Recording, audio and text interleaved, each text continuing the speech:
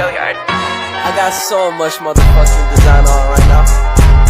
Break it down, bring it back, make it clap. I got 3 old thoughts, new block, where that day. Bitches on my line, and you know they come straight. Hold up, what it not, 45, scope it cash like whoa.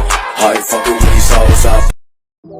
Assalamualaikum warahmatullahi wabarakatuh. Halo, apa kabar semuanya? Berjumpa lagi dengan saya Gita Umaro dengan NIM 20207070. Baiklah, pada video kali ini kita akan melanjutkan pembahasan tentang materi keanekaragaman hayati, di mana kita sudah membahasnya di video sebelumnya.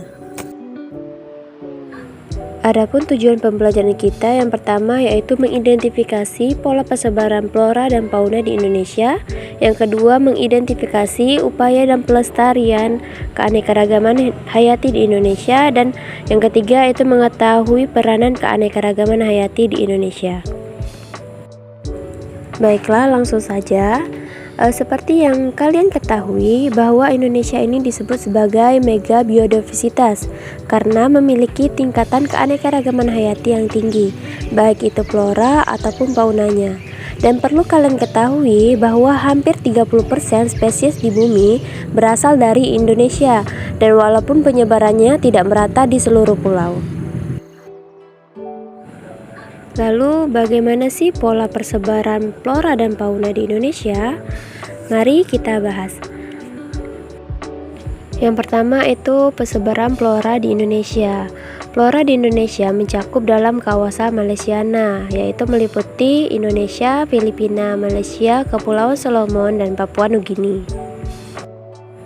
Di Indonesia, keanekaragaman tumbuhan yang paling tinggi itu terdapat di Pulau Kalimantan, sedangkan Jawa, Sulawesi, Maluku, dan Kepulauan Sunda itu memiliki keanekaragaman tumbuhan yang paling sedikit. Sebagian hutan di Indonesia merupakan bioma hutan hujan tropis yang memiliki ciri khas seperti tumbuhan yang memiliki kanopi rapat dan terdapat tumbuhan liana atau memanjat.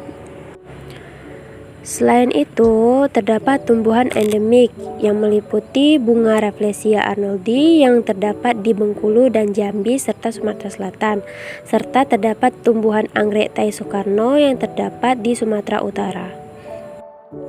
Sebelum kita membahas tentang persebaran fauna atau hewan yang ada di Indonesia, perlu diketahui bahwa flora dan fauna di Indonesia itu dibagi menjadi beberapa zona berdasarkan adanya garis hayalnya. Jadi pada tahun 1859 ada seorang ahli zoologi berkebangsaan Inggris yang bernama Alfred Russel Wallace. Dia menetapkan 2 wilayah utama persebaran fauna di Indonesia. Sehingga Wallace membuat garis pemisah yang abstrak mulai dari Selat Lombok ke utara hingga Selat Sulawesi dan Filipina Selatan. Pemisahan ini terjadi karena fauna yang ada di Lombok itu berbeda dengan fauna yang ada di Bali, meskipun jarak antara Bali dan Lombok itu berdekatan. Nah, garis Wallace ini juga memisahkan jenis fauna Indonesia bagian barat atau zona oriental dengan bagian timur Indonesia atau zona Australia. Selanjutnya ada ahli zoologi yang lain yaitu Max Weber. Ia menemukan perbedaan yang kontraks bahwa fauna yang ada di Pulau Sulawesi itu berbeda dengan fauna yang ada di Pulau Maluku dan Papua.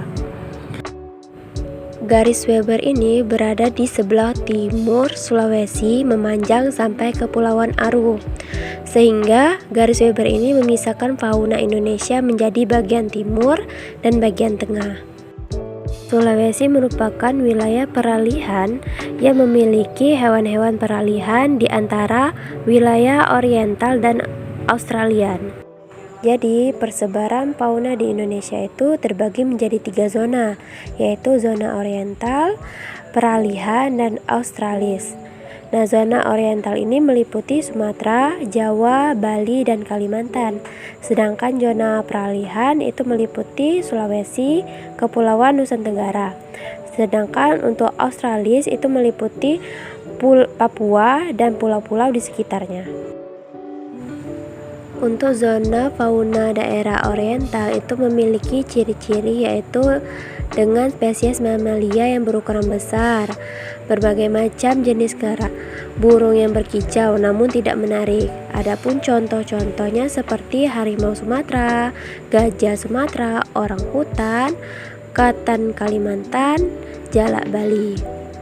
Sedangkan untuk daerah peralihan itu meliputi hewan-hewan yang endemik atau memiliki khas di pulau tersebut seperti babi rusa, anoa, rangkong, dan komodo. Dan yang terakhir yaitu fauna daerah Australia dengan memiliki ciri-ciri khas yaitu spesies mamalia berukuran kecil, tidak terdapat spesies kera di situ, dan banyak hewan yang berkantong, burung yang indah dan warna-warni. Namun kicauan burung tersebut kurang merdu. Contohnya seperti kanguru pohon, landak Papua, dan burung cendrawasih. Baiklah, setelah kita mempelajari persebaran flora dan fauna di Indonesia, tentunya kita sebagai para penerus bangsa Indonesia haruslah tetap menjaga kelestarian dan keanekaragaman hayati yang ada di Indonesia. Nah, berikut ada beberapa upaya pelestarian keanekaragaman hayati yang ada di Indonesia. Upaya pelestarian keanekaragaman hayati yang ada di Indonesia itu terbagi menjadi dua, yaitu pelestarian secara in situ dan pelestarian secara ex situ. Pelestarian secara in situ yaitu pelestarian makhluk hidup yang ada di habitat aslinya. Sedangkan pelestarian secara ex situ yaitu pelestarian makhluk hidup yang ada di luar habitat aslinya. Adapun contoh pelestarian secara in situ, yang pertama yaitu terdapat di Taman Nasional Ujung Kulon di Provinsi Banten yang merupakan hewan dari habitat yang terancam punah. Contohnya itu badak bercula 1, harimau loreng. Kemudian ada Taman Nasional Gunung Leuser di Provinsi Sumatera Utara dan Aceh. Ini merupakan tempat perlindungan 1000 spesies tumbuhan dan 4000 spesies hewan seperti Rafflesia arnoldil, maratin, durian hutan, gajah, harimau, badak Sumatera, dan beruang madu. Kemudian pelestarian secara ex situ contohnya yaitu Taman Safari yang ada di Bogor dan Taman Puntikayu yang ada di Palembang, dan masih banyak lagi taman-taman lainnya. Selain persebaran in situ dan ex situ, ada beberapa upaya juga yang dapat kita lakukan yang bertujuan untuk meningkatkan keanekaragaman hayati. Misalnya dengan cara rebioisasi atau penghijauan, pembuatan taman-taman kota, atau penebangan pohon dengan menerapkan sistem tebang pilih atau tanam kembali. Karena pada hakikatnya alam itu tidak membutuhkan manusia, namun manusialah yang membutuhkan alam. Baiklah, sekian video pembelajaran kali ini, semoga bermanfaat dan dapat meningkatkan rasa syukur kita kepada Sang Pencipta. Saya ucapkan terima kasih. Sampai jumpa di video selanjutnya. Wassalamualaikum warahmatullahi wabarakatuh. Jangan lupa bahagia dan bye-bye.